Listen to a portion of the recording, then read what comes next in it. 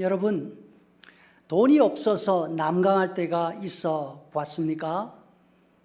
한인타운에 나갔다가 글렌데일로 돌아올 때 웨스턴에서 넘버 10을 탈 경우가 들어 있습니다. 프리웨이로 들어가기 위해서 좌회전 차선에 서서 신호를 기다립니다. 여러분들도 잘 아시겠지만 거기에는 꼭 홈리스들이 있습니다. 그냥 서서 구걸하는 것이 아니라 낡은 유리창 닦기 막대와 양동이를 들고 있습니다. 당신 자동차 윈실드 닦아도 되냐는 뜻으로 고개를 위로 쳐들고 봅니다. 자동차에 잔돈이 있으면 유리창 닦는 것 안 해도 된다고 손으로 흔들고 운전석 창문을 내려서 잔돈을 건네줍니다. 그런데 문제는 도와달라고 빤히 쳐다보고 있는데 주머니를 찾아봐도 잔돈이 없습니다. 그럴 때는 참 난감합니다. 매번 주어야 하는 의무가 있는 것은 아니지만 마치 빚진 사람처럼 되어 버립니다. 그럴 때는 어떻게 합니까? 사람이 다가와도 못 본 채 다른 곳을 쳐다보죠. 주긴 줘야 되겠는데 주머니에 돈이 없어요. 그럴 때 우리 대부분이 이렇게 느끼고 이렇게 행동합니다. 예수님의 제자 베드로와 요한이 성전으로 향하고 있습니다. 오후 3시 기도하는 시간입니다.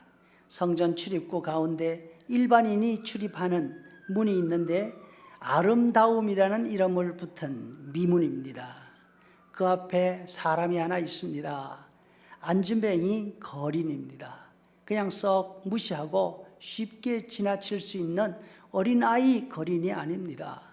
나이가 40이나 된 어른이 구걸합니다. 베드로와 요한이 주머니를 살펴봅니다. 그런데 돈이 없네.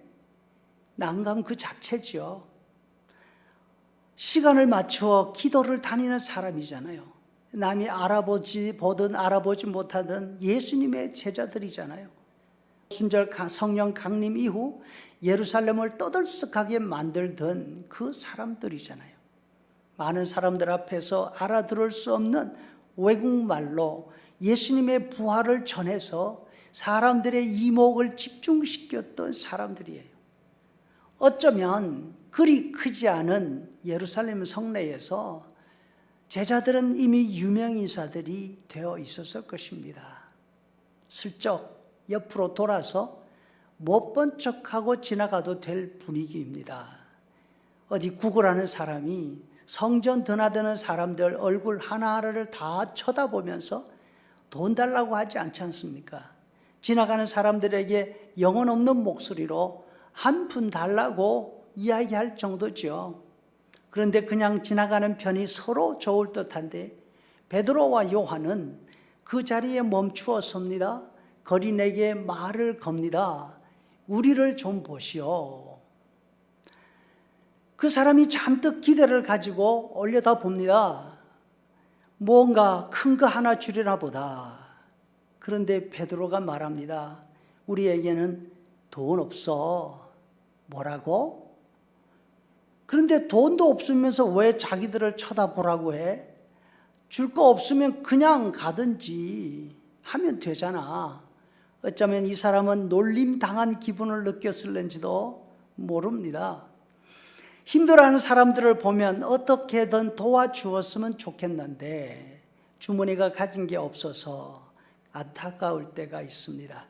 그럴 때 가진 것 없는 주제에 뭘 돕겠다고 하는 생각에 스스로 부끄럽게 여기게 되지요. 하지만 베드로와 요한은 수중에 돈이 없으면서도 자신들에게는 돈 말고 다른 것이 있다고 그 다른 것을 주겠다고 말합니다. 사도들은 자신들이 가지고 있는 것은 돈이 아니라 나사렛 예수 그리스도의 이름이라고 합니다. 그리고 그 거린에게 명령합니다. 나사렛 예수 그리스도의 이름으로 명한다. 일어나라. 그리고 걸어라. 이 말과 함께 거린의 오른손을 잡고 일으켜 세웁니다. 이 사람은 태어난 이후 40년 동안 한 번도 일어서 보지 못한 사람입니다. 그런데 베드로의 말을 따라서 점프하듯이 일어섭니다. 걷습니다. 사도들과 함께 성전문 안으로 들어갑니다. 이 사람은 오랜 세월 동안 성전문 앞에 앉아 있었습니다. 그 안으로 들어가는 사람들을 바라보면서 많이 부러웠을 것입니다. 자신도 함께 들어가고 싶었을 것입니다. 하지만 한 번도 그렇게 해보지 못했습니다. 많은 사람들이 동정도 하고 도와도 주었을 것입니다. 그 많은 도움을 받고서도 이 사람은 일어설 수가 없었습니다. 반면 가진 돈이 없다고 말하는 이 두 사람은 그동안 사람들이 돈으로 하지 못한 일을 해 주었습니다. 일어나게 했고, 걸을 수 있게 했고, 성전 안으로 들어갈 수 있게 해 주었습니다. 우리는 베드로와 요한과 같은 사도, 능력의 사도가 아닙니다. 믿음도 능력도 제자들에게 비교할 때 상대가 되지 못합니다. 따라서 감히 평생 장애인을 고쳐준다 하거나 기적을 기대하지 못합니다. 하지만 우리가 기억해야 할 것이 있습니다. 베드로와 요한도 자신들의 믿음이나 자신들의 능력으로 그 일을 한 것이 아니라고 이야기합니다. 베드로가 이 사람들을 보고 말했습니다. 이스라엘 백성 여러분, 왜 이 일로 놀라십니까? 왜 그런 눈으로 우리를 보고 계십니까? 우리의 능력, 우리의 경건함 때문에 이 사람이 걸을 수 있게 되었다고 생각하십니까? 3장 12절 쉬운 성경입니다. 이 어려움의 시간, 우리에게 필요한 것이 있습니다. 그것은 우리에게도 사도들처럼 예수님이 이름에 있다는 이 사실을 기억하는 것입니다.